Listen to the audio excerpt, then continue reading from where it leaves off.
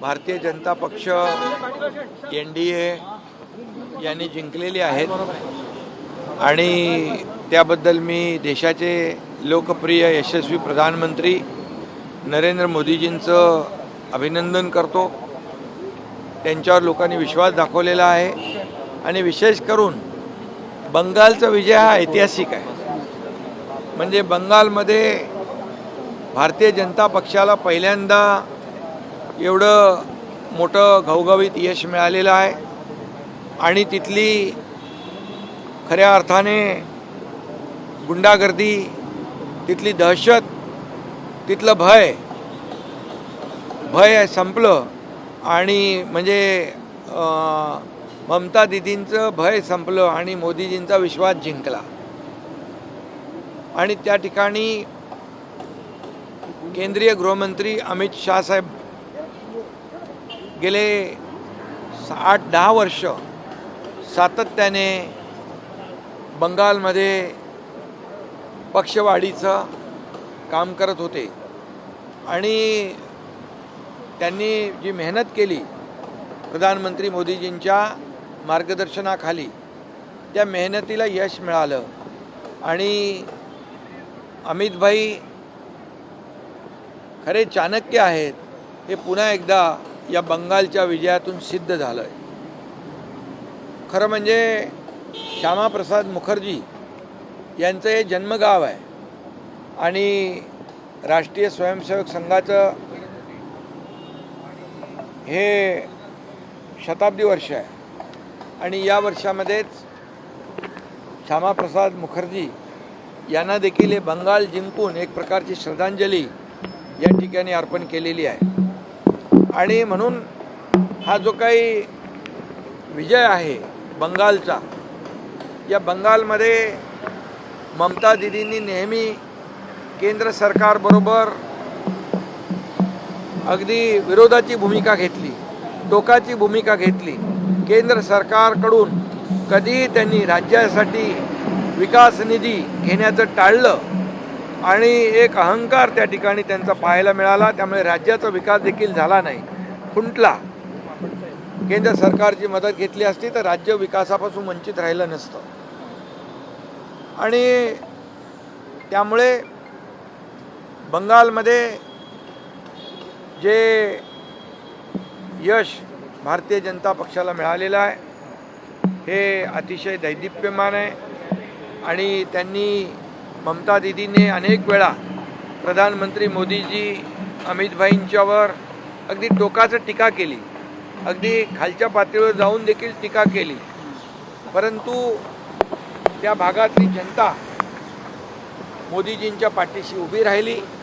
त्यांनी विकासाला महत्त्व दिलं, आरोपाला नाकारलं आणि म्हणून जे जे आरोप ममता दीदींनी मोदीजींवर केलेत त्या आरोपाला ते विकासाच्या माध्यमातून उत्तर देतील आणि बंगालचा विकास करतील।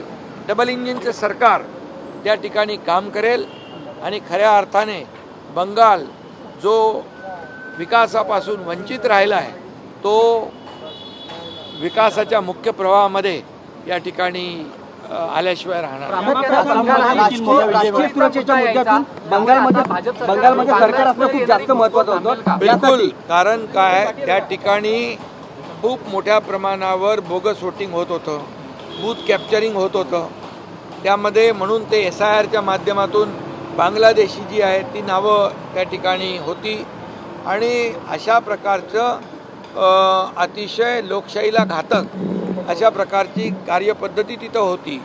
आणि आपण पाहिलं की एक प्रकारची मिलिटन्सी, आतंकवादी भूमिका त्या ठिकाणी आपण पाहिली। कितीतरी वेळा त्या ठिकाणी ज्या ज्या काही घटना घडलेल्या आहेत त्या घटना अतिशय घातक होत्या आणि म्हणून कायद्याचं राज्य, लोकशाहीमध्ये लोकांचं राज्य आणण्याचं काम प्रधानमंत्री मोदीजींनी केलेलं आहे। यासाठी मी त्यांचं अभिनंदन करतो, त्यांना धन्यवाद देतो। आसाममध्ये देखील भाजपने मोठा विजय मिळवला। आसाममध्ये देखील मोदीजींच्या नेतृत्वाखाली, अमित भाईंच्या स्ट्रॅटेजीखाली तिथले हेमंत बिस्वा शर्मा जे मुख्यमंत्री त्यांनी केलेला जो काही विकास आहे, ज्या काही योजना लोकांसाठी त्यांनी केल्या त्याचं फळ आणि त्याचं पोचपावती आसाममध्ये देखील पाहायला मिळाली. आणि म्हणून खऱ्या अर्थाने असम का विजय आसान है असं म्हणायचे ते. और ते खऱ्या अर्थाने या निवडणुकीमध्ये पाहायला मिळालं आणि तिकडे देखील क्लिअर कट मेजॉरिटी मिळालेली आहे. पाँडिचेरीमध्ये देखील जिंकलेले आहेत.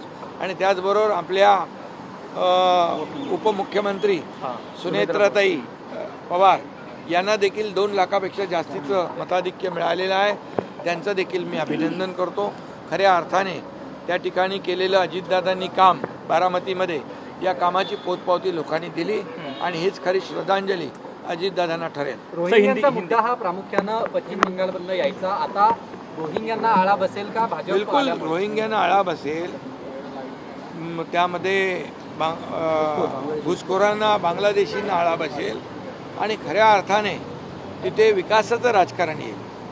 विकासाचं त्या ठिकाणी खऱ्या अर्थाने जे डेव्हलपमेंटपासून वंचित होते, मगाशी मी म्हटलं, खऱ्या अर्थाने लोकांना विकास काय है तो पाहायला मिळेल. श्यामा प्रसाद मुखर्जी के धरती पर कमल का उदय हुआ है सर, क्या कहेंगे?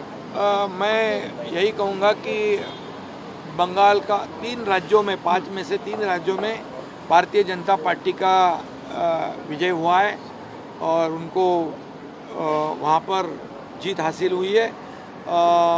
सबसे बड़ी जीत ऐतिहासिक जो है बंगाल की है और आदरणीय प्रधानमंत्री नरेंद्र मोदी जी के नेतृत्व में वहाँ पर बड़ी जीत हासिल हुई है. वहाँ कमल खिल गया है और श्यामा प्रसाद मुखर्जी के गाँव है, वो जन्मस्थान है और ये आरएसएस की शताब्दी वर्ष है और इसमें बंगाल में जीत हासिल करने के वजह से एक श्यामा प्रसाद मुखर्जी को एक श्रद्धांजलि है. और मैं ये भी कहूँगा कि हमारे कर्मठ फौलादी गृहमंत्री अमित भाई ये पिछले 8 से 10 साल वहाँ मेहनत कर रहे थे और ये आदरणीय प्रधानमंत्री नरेंद्र मोदी जी के मार्गदर्शन पर वहाँ पर अमित भाई पूरा वहाँ पर इस चुनाव में भी बहुत ही उन्होंने ध्यान दिया था और इसलिए वहाँ के कार्यकर्ताओं ने मेहनत की, सभी लोगों ने मेहनत की. और वहाँ का जो गुंडा राज है, दादागिरी है, दहशत है, उसको जनता ने नकार दिया है, डर को नकार दिया है और विश्वास को कर दिया है. इसलिए मैं कहूँगा कि जो उस बंगाल में डर, ममता दीदी का डर नकारा है और प्रधानमंत्री मोदी जी का विश्वास को स्वीकारा है और इसलिए वहाँ पर डेवलपमेंट से वंचित रहा बंगाल, अभी फिर से वहाँ डेवलपमेंट हो जाएगी. क्योंकि केंद्र सरकार से सिर्फ झगड़ा करना एक ही मकसद रखकर ममता दीदी काम कर रही थी. केंद्र से जो फंड्स है उसको भी लेना उनको अच्छा नहीं लग रहा था और इसीलिए वहाँ पर डेवलपमेंट के नाम पर बहुत ही ये राज्य पिछड़ा था. अब ये राज्य जो है डेवलपमेंट के माध्यम से मेन स्ट्रीम में आएगा.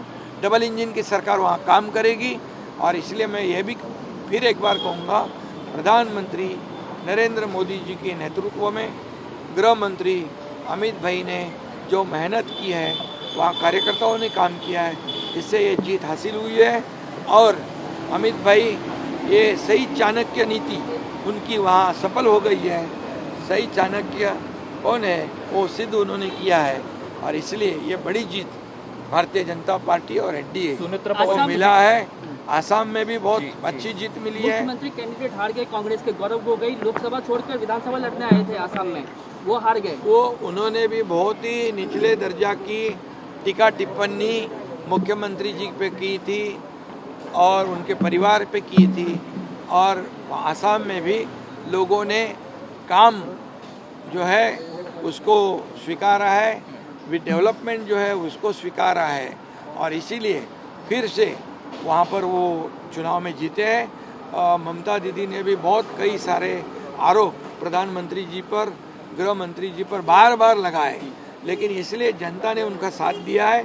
अभी वहाँ पर आरोप और टीका टिप्पणी का जवाब विकास के मुद्दे पर देंगे, डेवलपमेंट से देंगे और इसलिए वहाँ का डेवलपमेंट होगा, यहाँ का विकास होगा, वहाँ के जनता को जो सुविधा मिलेगी वहाँ पर। तमिलनाडु में तो सीएम हार गए सर, एमके स्टैलिन हार गए। तमिलनाडु में एमके स्टैलिन हार गए, हमेशा सनातन विरोधी बात करते एमके थे। स्टैलिन सनातन और हिंदू धर्म के खिलाफ में बात करते थे और इसीलिए सनातन के और हिंदुत्व के बारे में वो बार बार मजाक उड़ाते थे, टीका टिप्पणी करते थे और इसलिए वहाँ की जनता ने उनको सबक सिखाया है और वहाँ पर उनको हरा दिया है। सर, तमिळनाडूत ज्या पद्धतीचं चित्र झालंय, स्टॅलिन यांना जनतेनं तिथल्या नाकारलेलं आहे, कशा पद्धतीनं बघताय? स्टॅलिन यांनी सनातन धर्मावर नेहमी टीका केली, हिंदू देवदेवतांवर टीका केली, नेहमी सगळ्यांना अगदी कसपटा समान समजलं आणि म्हणूनच तिथल्या जनतेने त्या ठिकाणी त्यांना त्यांची जागा दाखवलेली आहे।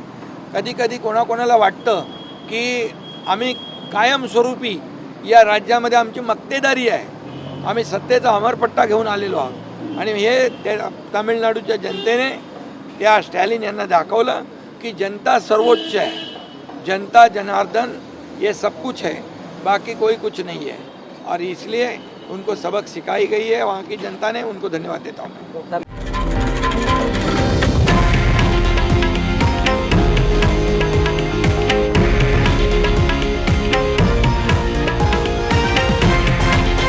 हे आहे देशातील नंबर 1 न्यूज नेटवर्क आणि आपण पाहत आहात TV9 मराठी, एकमेव।